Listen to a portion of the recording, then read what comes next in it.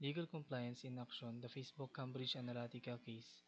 Following rules and laws, information technology known as legal compliance has become very important today because companies collect and use large amounts of personal data.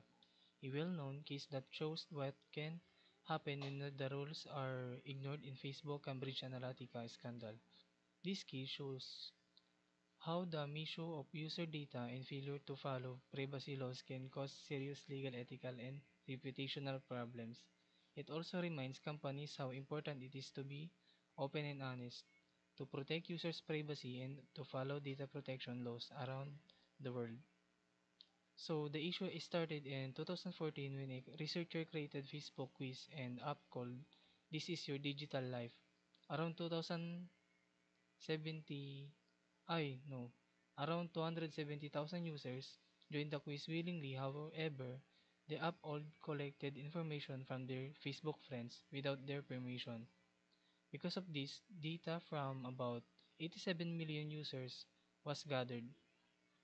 This information was later sold to Cambridge Analytica, a company that used the data to create political advertisements aimed at influencing people's opinions during major elections, including the 2016 US presidential election. So, this event raised major concerns about how Facebook followed privacy and data protection laws.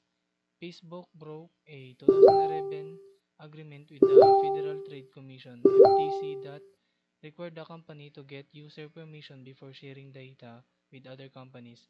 It also went against ideas later included in the European Union's General Data Protection Regulation, so means is GDPR, such as being honest about data use, getting user consent, and taking responsibility for data protection. Because of these issues, Facebook faced major legal actions and was fined $5 billion by the FTC in 2019, one of the largest privacy fines ever given.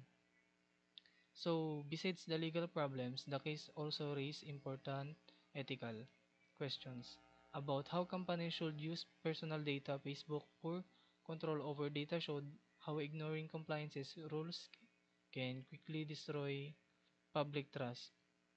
Many users lost confidence in company and Facebook image suffered around the world.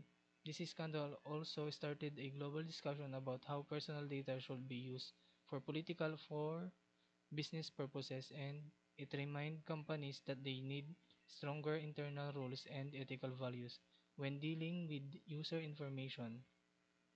So the Facebook Cambridge Analytica case teaches an important lesson about the need for legal compliances and ethical data handling.